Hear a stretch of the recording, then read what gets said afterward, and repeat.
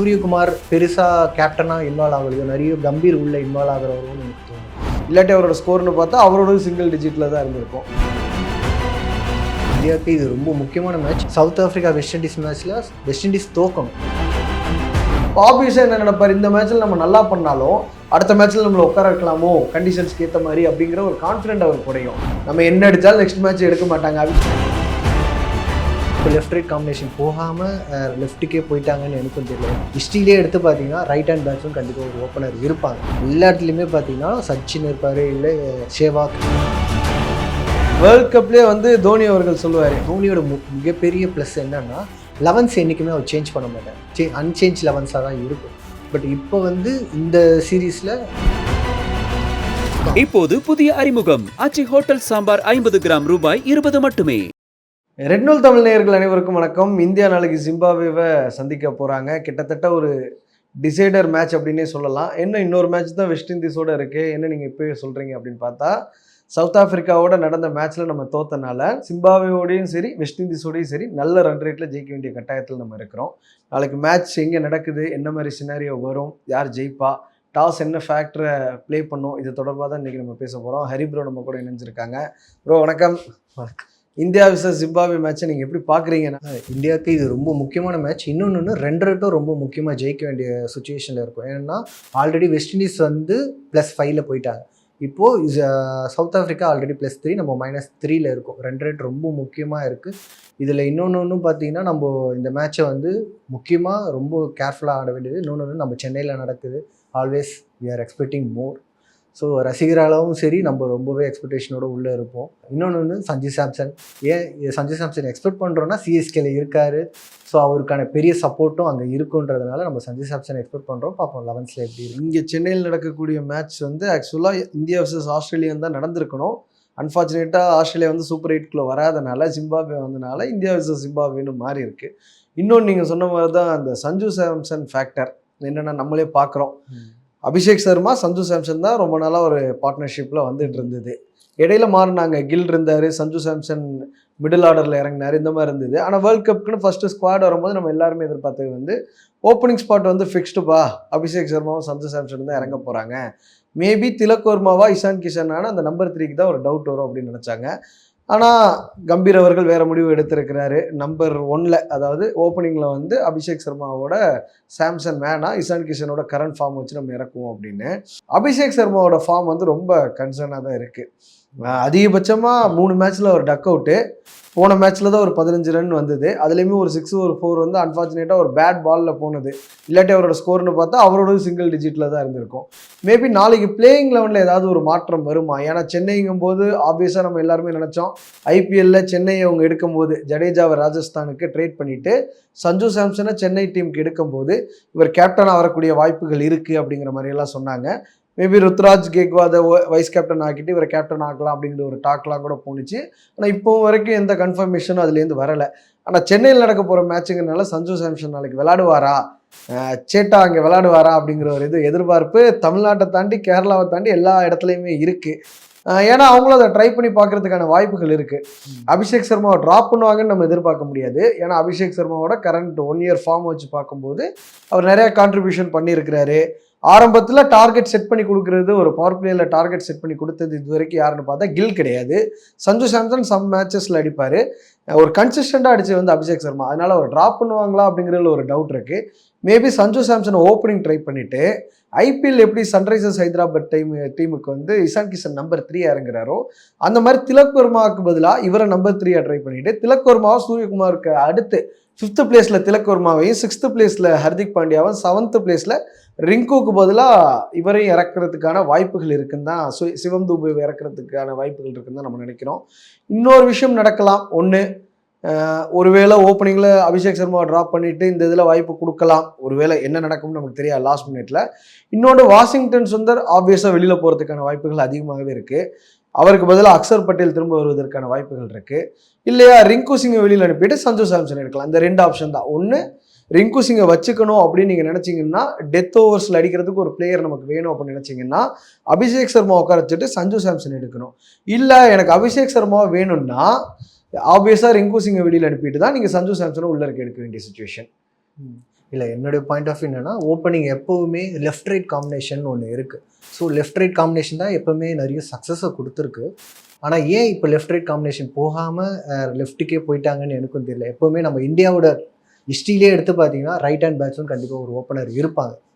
ஹிஸ்ட்ரியிலே எல்லா இடத்துலையுமே பார்த்தீங்கன்னா சச்சின் இருப்பார், இல்லை சேவாக், யாராவது ஒருத்தர் ஓப்பனிங் ரைட் ஹேண்ட் பேட்ஸ்மேன் கண்டிப்பாக இருப்பாங்க. கங்குலி ஓப்பனிங் இறங்குவார், எய்தர் சச்சின் ஆர் சேவாக் இருப்பாங்க. கம்பீர் சம்டைம்ஸ் ஓப்பன் பண்ணுவார் லெஃப்ட் ஹேண்டர் இல்லாத பட்சத்தில். இந்த மாதிரி தான் நம்ம லெஃப்ட் ரைட்டை நம்ம பார்த்துருக்கோம். ஆனால் இந்த லெஃப்ட் ரைட்டே இல்லாமல் லெஃப்ட்லேயே போனது ஆஸ்திரேலியாவா அவங்க நினைச்சிக்கிட்டாங்களா என்னன்னு தெரியல. அவங்க வந்து ஒரு கில்கிறிஸ்ட் ஐடன் மாதிரி இல்லை ஒரு டிராவிஸ் டேவிட் வார்னர் மாதிரி எதிர்பார்க்குறாங்களா என்னன்னு தெரியல. பட் நம்ம டீமுக்கு இது வரைக்கும் நடந்தது வந்து இப்படி தான் நடந்திருக்கு. நீங்கள் சொன்ன மாதிரி வேர்ல்ட் கப்லேயே வந்து தோனி அவர்கள் சொல்லுவார், 2011 நம்ம ஜெயிக்கும் போது தலை தோனி சொல்லுவார் என்னன்னா, அங்கே கம்பீர் லெஃப்ட் ஹேண்டர் இருக்கும்போது நான் போனால் தான் கரெக்டாக இருக்கும், யுவியை ஒரு ஆர்டர் கம்மி பண்ணி அனுப்பலாம் அப்படிங்கிற ஒரு விஷயத்த அவர் இன்சிஸ்ட் பண்ணுவார். அது முக்கியத்துவம் வாய்ந்ததாக இருந்தது. தோனி ஒரு 91 ரன் அடிப்பார் அந்த இன்னிங்ஸில்.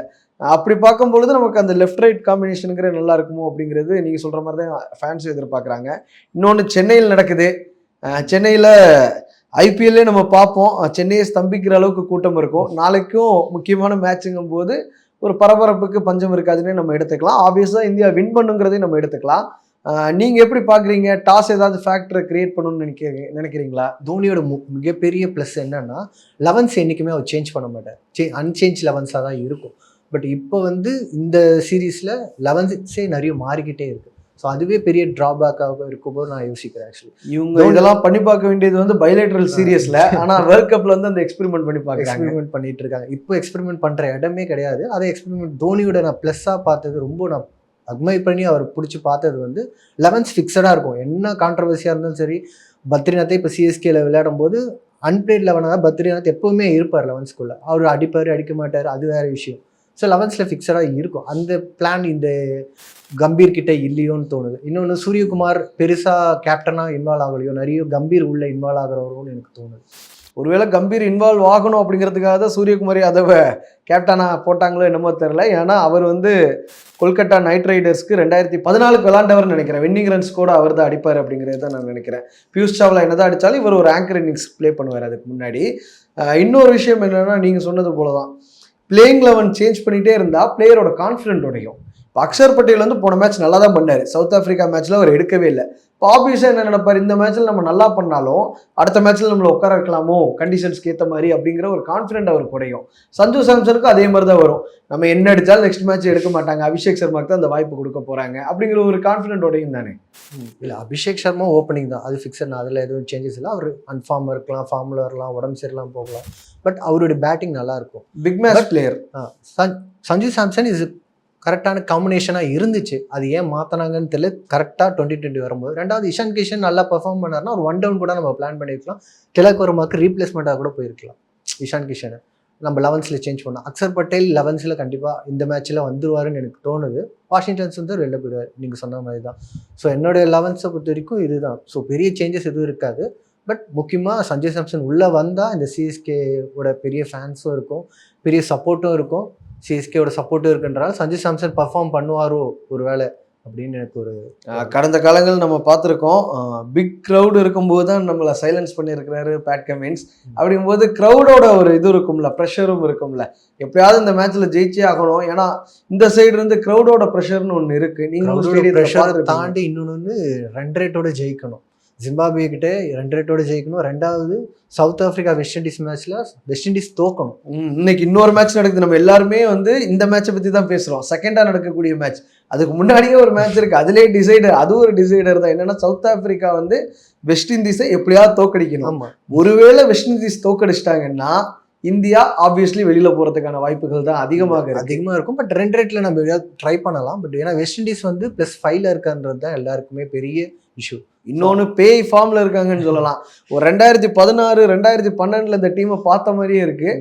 எல்லாருமே வந்து ஹார்ட் ஹிட்டர்ஸாக இருக்கிறாங்க. எல்லாருமே பொலன்னு பொழக்கிறாங்க. டெட்டு, அது எப்படி சொல்கிறது, ரொம்ப டெப்த் இருக்குது பேட்டிங்கில் அவங்க அடிக்கிறதுலையும். அதே மாதிரி பவுலிங்கும் நல்லா வச்சுருக்கிறாங்க. பவுலிங்கில் சொதப்பினாலுமே அதை பேட்டிங்கில் ஈடுகட்டிடுறாங்க. ஏன்னா ஸ்ட்ரைட்டாகவே நீங்கள் 200க்கு மேலே ஸ்கோர் போர்ட் போட்டிங்கன்னா ஆப்வியஸாக பவுலிங் சொதப்பினாலுமே அதை ஓரளவுக்கு சமாளிச்சிடலாம். அப்படி தான் வெஸ்ட் இண்டீஸோட இது இருக்குது. டாஸ் வின் பண்ணி என்ன பண்ணணும்னு நினைக்கிறீங்க? என்னை பொறுத்த வரைக்கும் பவுலிங் தான். ஏன்னா பேட்டிங்கில் தான் நம்ம ஸ்ட்ராங், பவுலிங்கில் பெருசாக இல்லை. பும்ரா போடுறாரு, வருண் சக்கரவர்த்தி மேபி ஹோம் கிரவுண்டுன்றதுனால மேபி அவரும் பர்ஃபார்ம் ஒரு 100 ஆல் அவுட் எடுத்துட்டு நம்ம அது ஒரு 10 ஓவரில் டார்கெட்டை நம்ம முடிக்கிற மாதிரி தான் முடிக்கிறது பார்க்கணும். தான் பெட்டர். ஏன்னா அப்போ தான் ரன் ரேட்டை நம்ம நல்லா ரீச் பண்ண முடியும். பேட்டிங்கில் என்ன தான் நீங்கள் 250 அடிச்சுட்டு அவங்க ஒருவேளை 160 170 எப்படி பார்த்தாலும் ஜிம்பாப்வே 120 அடிச்சிருவாங்கிறது நம்ம எல்லாத்துக்குமே பார்க்க முடியுது. ஏன்னா ஆஸ்திரேலியா பல முறை ஐசிசி கப் அடிச்ச டீம். T20ல அவங்க பெரிய அளவில் அடிச்சதில்லை. பட் நம்ம ஐசிசின்னு பார்த்தா அதிக கப் அடிச்சது ஆஸ்திரேலியா. அவங்கள தோக்கடிச்சிட்டு இவங்க அந்த சூப்பர் 8க்கு வர்றாங்க. அப்படிங்கும்போது அவங்களும் ஒரு 120 அடிச்சிருவாங்க அப்படின்னு தான் நம்ம எதிர்பார்க்க முடியும்.